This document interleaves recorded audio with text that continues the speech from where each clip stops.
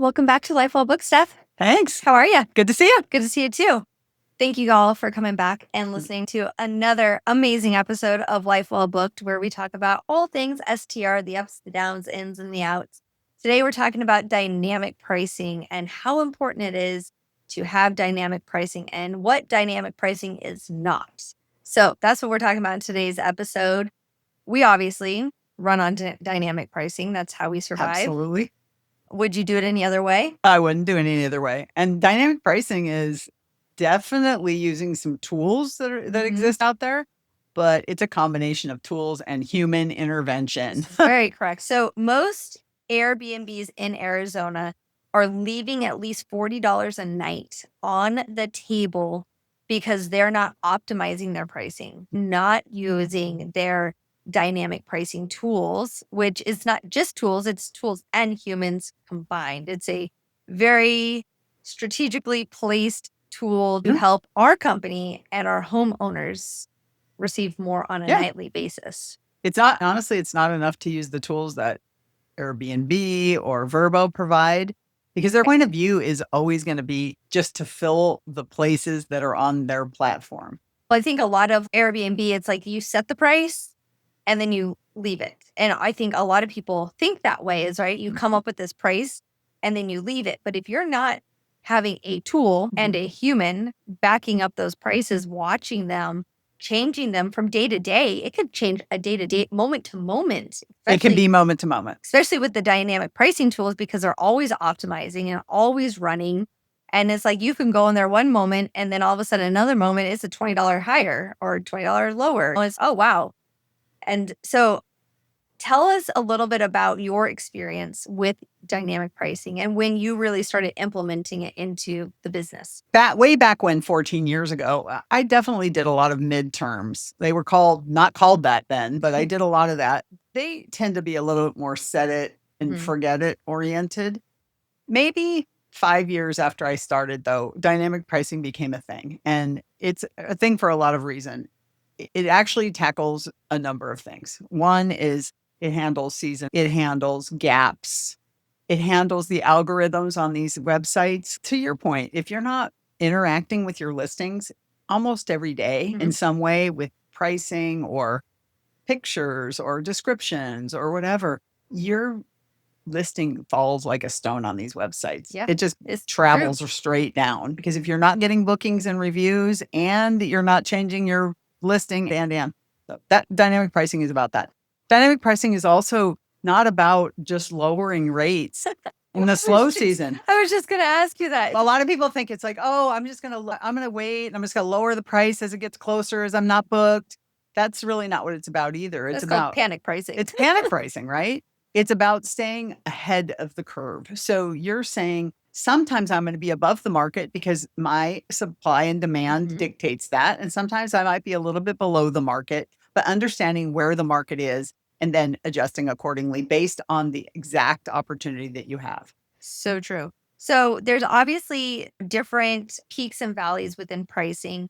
And a lot of it has to do with the seasonality, right? We have our highs and our low season. And I really love how here at Elite, we don't really have a high and low season. Now we have high and low season in Phoenix and the mountains, but as a whole, as a company, we don't really have a high and low, because our mountain homes, when our Phoenix homes are in their low, quieter, our mountain homes are in their high, and then it reverses. And so it's like we are around the clock all 12 months of the year, busy, cranking and moving and trying to, how are we marketing? What are we doing? What are we doing in pricing? What are we doing with this? How do we fix that? And so it's like when our season here in the Valley goes down, now all of us here in the Valley are working on the homes that need their fixing. We need to fix it. We need to get in there, add some things, change some things. But then in the mountains, there's all of our attention is there because it's high season in the mountains in the summer. Yeah, totally agree with you. It's important to know that it's nice to have a balance in your business if you can. It's also important to know in Arizona in particular, yes, we have seasonality. It's busier at certain times of the year, but it's busy here all year. What changes, honestly, is the rate. So it's just a little bit less expensive to stay here in the summer when it's hot. Let's be honest. It's hot here. Yeah. We have lots of pools and lots of things to do, but it is hotter here and it's less expensive. The winter is our prime time. The weather is so beautiful here, and we can charge a premium. And but it's not really about your occupancy isn't so different. It's what the rate is that's different. But then sometimes when you drop that rate, then you get some guests that you're not super exactly excited about. Sometimes in summer, we do get some guests that it's like they've been waiting for those prices to drop because they would be able to stay at that home if not. And then that's where I think we do have some complications. Some opportunities. In the summertime. That is frustrating as host of, gosh, you don't want to say, oh, no, I'm not going to take people during summertime, but you have to be a little bit more strategic on reading their reviews. Yes. And their platform and talking to people before they get here and being like, what are you doing in town? Why do you want to come here? What brings you to Arizona? Why do you want to be here 120 degrees? Because I know I don't, but why do you want to spend your money to come? Is it to come party? Because we do get a handful of that through summertime, those summertime pool parties. And I know the Valley struggles with that, like in Scottsdale and stuff of that nature. There's a lot of short-term rental hosts struggle with those summertime parties. People will come in and rent these houses and have these big old parties. And so just cracking down on that, making sure that doesn't happen. There's also some houses that are actually designed for that, to be honest. So the other nice piece of advice is, look, if you're a booker, whether it's dynamic pricing or not, or it's now something you can afford, book something that's appropriate to what you're doing. If you're trying to go into a luxury home that really isn't set up for a bachelor party because it's not because of the style of the house, don't try and have your bachelor party there.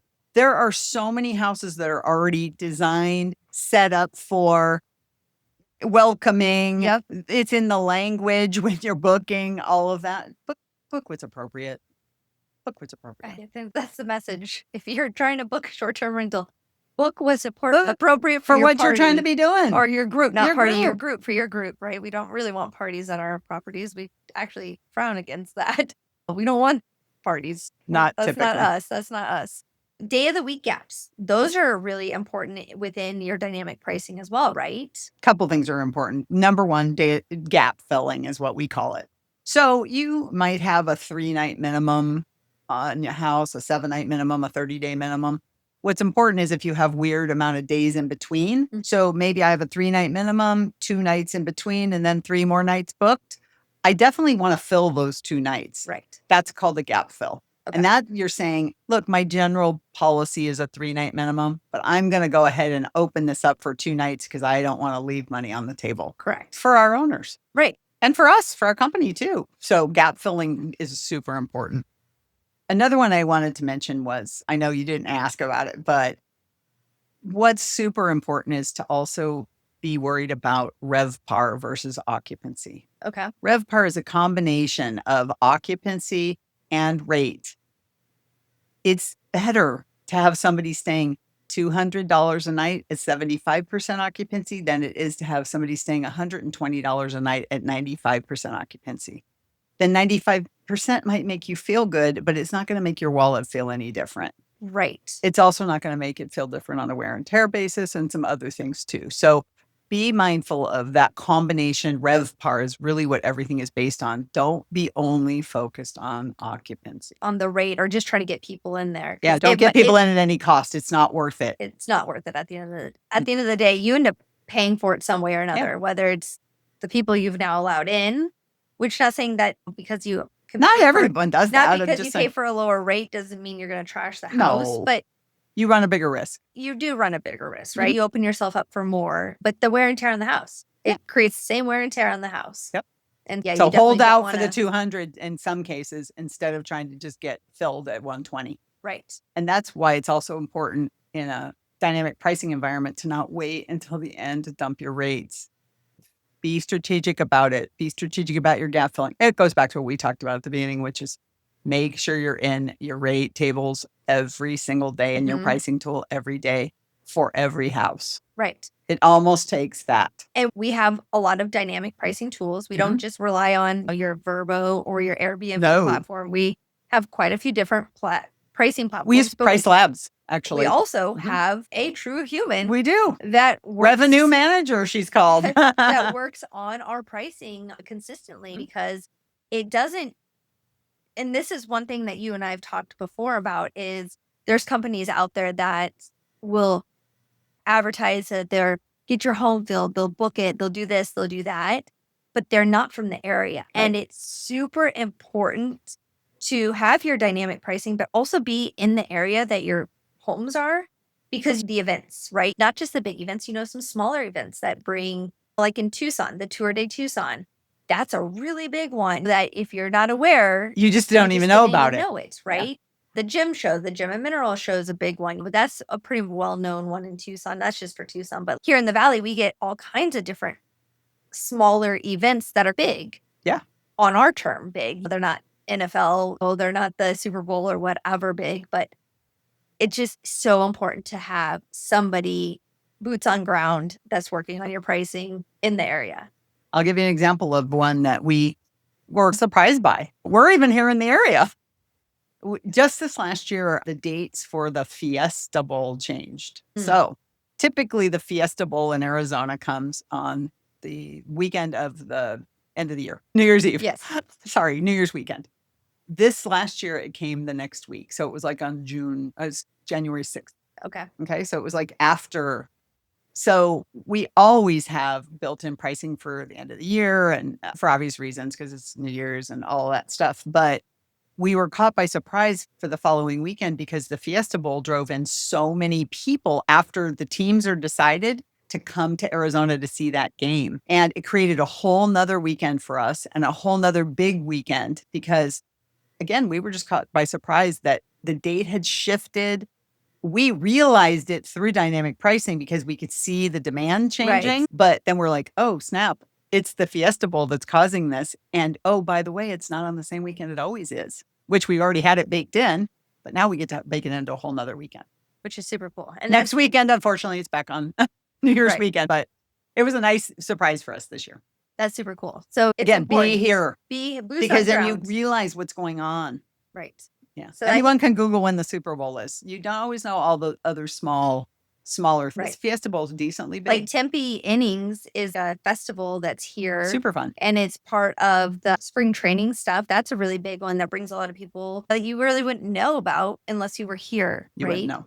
So I think some of our takeaways from today is having a dynamic pricing tool is absolutely key and super important. We use Price Labs. Having somebody local pricing and keeping track of everything. Absolutely understanding the houses. Setting and forgetting it is not even a way. Panic dropping is not a way. Okay as well. So are the tools worth paying for? 100%. 100%. They're not everything because even the ones that you buy on the outside of Airbnb and Vrbo, they're not everything. They're a guide. Your own personal experience is really what drives the difference. The other thing that happens with dynamic pricing tools is it kind of neutralizes all the houses the same. So if you have a 4-bedroom house in Scottsdale, you have a 4-bedroom house in Scottsdale, you have a 4-bedroom house in Scottsdale. Those are all very different. Oh, yeah. They all could have a pool, but the design is different. The layout is different. The location is different.